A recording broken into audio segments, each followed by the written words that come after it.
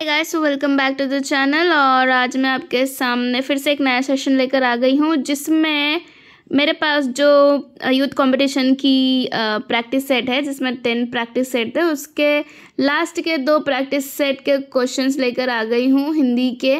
ठीक है, तो चलिए शुरू करते हैं। तो पहला है कि ईश्वर की माया क्या हो जाएगा। लोकोक्ति को पूर्ण करने हैं तो उचित विकल्प कौन सा है। कहीं छाया कहीं धूप, कहीं धूप कहीं छाया, सबसे न्यारी वो ही जाने। तो देखिए, आप सोच रहे होंगे कि इतना इजी भी पूछ सकते हैं क्या। तो जी हाँ, पूछते भी है और फिर हड़बड़ी में हम गलत करके भी आ जाते हैं। इसीलिए चारों ऑप्शंस और क्वेश्चंस हम लोग सही से देख लेंगे।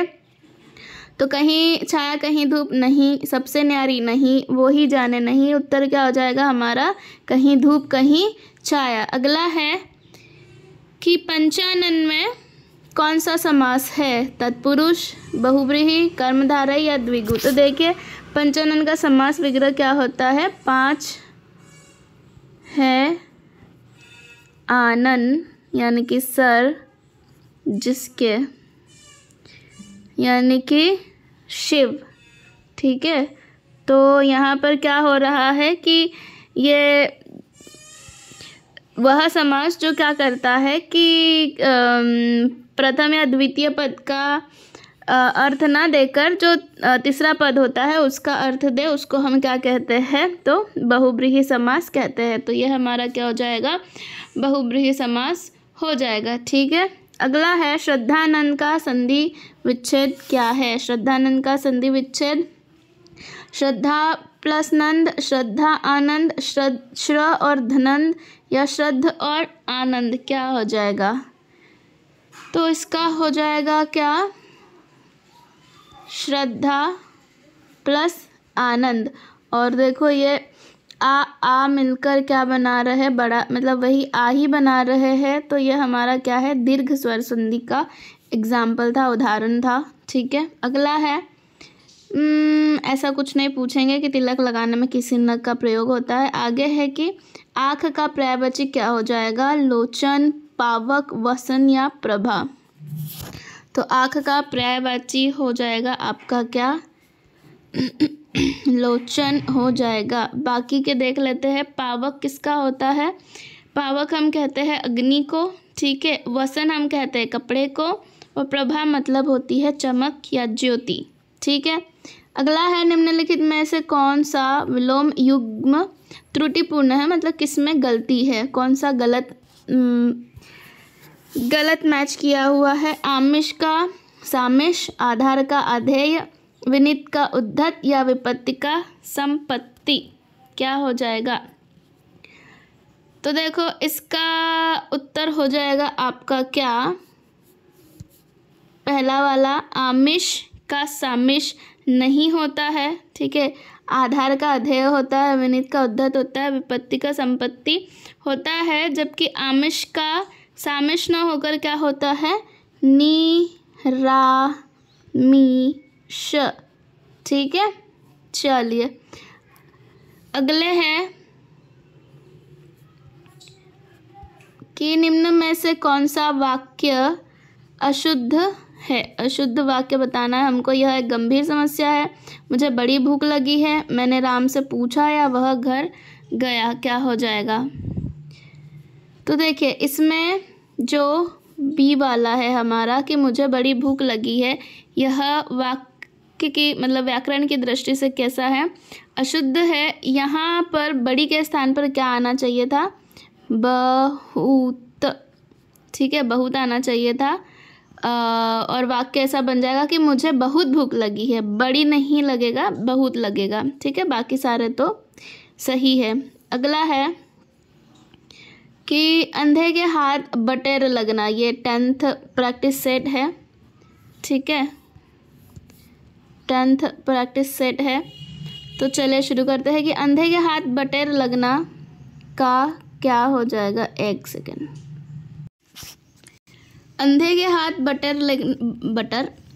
अंधे के हाथ बटेर लगना, अंधा भी अपना लक्ष्य प्राप्त कर सकता है। अंधेरे में कोई वस्तु मिल जाना, अपात्र को बड़ी सफलता मिलना या मुसीबत पर मुसीबत आना।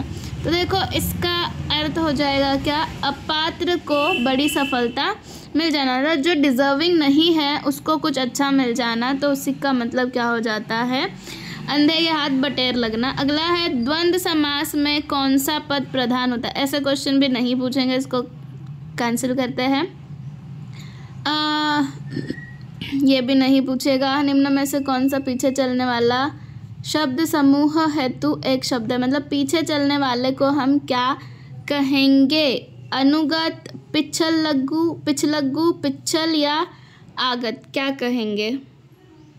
तो इसका हो जाएगा क्या, आपका जो पीछे चलने वाला होता है उसका हो जाता है अनुगत हो जाएगा, ठीक है। जबकि आया हुआ के लिए एक शब्द होता है क्या, आगत, और किसी का अंधा न्यायी, मतलब जो अंधभक्ति करना होता है उसके लिए होता है पिछलग्गू, ठीक है।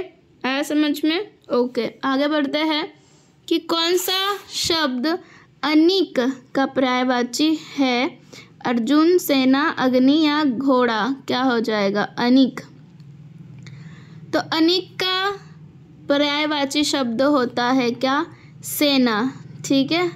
और इसमें अग्नि का हो जाएगा क्या, पावक, अनल, वहनी, हुताशन, और घोड़े का हो जाएगा तुरंग, बाजी, घोटक, है, अश्व, और अर्जुन का हो जाएगा क्या, धनंजय है, पार्थ है, भारत है, गांडीवधारी, गांडीव उनके धनुष का नाम था, ठीक है, इसीलिए उनका नाम क्या है, गांडीवधारी। आविर्भाव का सही इसका उत्तर क्या था, सेना। अगला है आविर्भाव का सही विपरीतार्थक यानी कि विलोम शब्द चुनिए, प्रादुर्भाव, संभाव, तिरोभाव या अभाव, क्या हो जाएगा। तो आविर्भाव का विपरीतार्थिक शब्द हो जाएगा क्या, तिरोभाव हो जाएगा, ठीक है। आविर्भाव का जो शाब्दिक अर्थ होता है वो क्या होता है, उदय या अवतरण या प्रकट होना, ठीक है।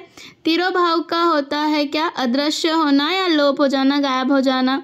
उसके बाद है प्रादुर्भाव, आविर्भाव का क्या है, समानार्थी है, मतलब दोनों सेम है, ठीक है। और बचा क्या हमारे पास में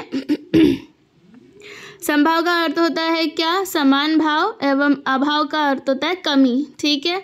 चारों का आपके सामने मीनिंग दे दिया। आविर्भाव का प्रादुर्भाव समानार्थी है, और तिरोभाव क्या है, विपरार्थी है, विलोम है, सब आपको यहीं मिल गया। अगला है कि निम्नलिखित में से शुद्ध शब्द है, शुद्ध शब्द बताना है आपको, क्या हो जाएगा आपका, जिजीविषा, ठीक है, जीजीविषा, जिजीविषा या जिजीविषा, क्या हो जाएगा चारों में से।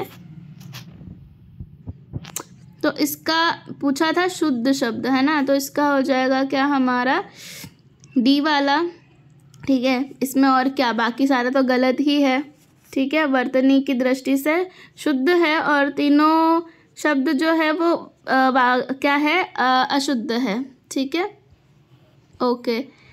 आगे है कि पयोधी का संधि विच्छेद होगा, पयोधी का संधि विच्छेद क्या होगा, पयधन धी, पयधन दधी, पयधन उदधी या पयधन दधी, क्या हो जाएगा। तो इसका उत्तर हो जाएगा आपका क्या, ए वाला, पयधन धी। और ये किसका उदाहरण है, तो विसर्ग का, विसर्ग आ रहा है तो क्या हो जाएगा, ये आपका विसर्ग संधि हो जाएगा, ठीक है। अगला है कि संधि के नहीं ये नहीं पूछेगा, ठीक है। संधि के कितने भेद होते हैं तो भी बता दो कितने होते हैं, आपको पता ही होना चाहिए, ठीक है। ऐसे क्वेश्चंस नहीं पूछेंगे, बट हम क्या कर देंगे, 3 लगा देंगे कि संधि के कितने भेद होते हैं, तो 3 भेद होते हैं, ठीक है। अगला है कि अनुरूप में कौन सा समास है, अनुरूप में तत्पुरुष है या बहुब्रीहि है या कर्मधारय या अव्यय भाव समास है, क्या हो जाएगा, अनुरूप। तो देखो इसमें क्या आ रहा है, अनु अव्यय आ रहा है, तो सीधी सी बात है ये क्या हो जाएगा, अव्यय भाव समास आपका हो जाएगा। अनुरूप का मतलब होता है रूप के अनुसार, ठीक है, ओके। चलिए तो यहाँ पर हमारे जो है सारे क्वेश्चंस ख़त्म हो जाते हैं। मतलब प्रैक्टिस सेट में जितने भी हिंदी के क्वेश्चंस थे वो ख़त्म हो चुके हैं। ठीक है, अब कुछ इंग्लिश के क्वेश्चंस बचे हुए हैं इसी प्रैक्टिस सेट में, तो वो मैं आपको करवा दूंगी। ठीक है, और आप प्लीज़ कमेंट कर दीजिएगा कि आपके कितने क्वेश्चंस बन रहे हैं। और ये क्वेश्चंस इजी टू मॉडरेट है, बहुत ज़्यादा कठिन नहीं है। और बहुत ज़्यादा कठिन क्वेश्चंस सिर्फ मतलब कठिन भी इन द सेंस कि थोड़े से उसके स्टैंडर्ड हाई रहेंगे जिन्होंने रीजनल में हिंदी चूज़ किया है। ठीक है, बाकी general Hindi, general English easy to moderate ही आती है। ठीक है, ओके, तो I will see you in my next video. तब तक के लिए कीप प्रैक्टिसिंग।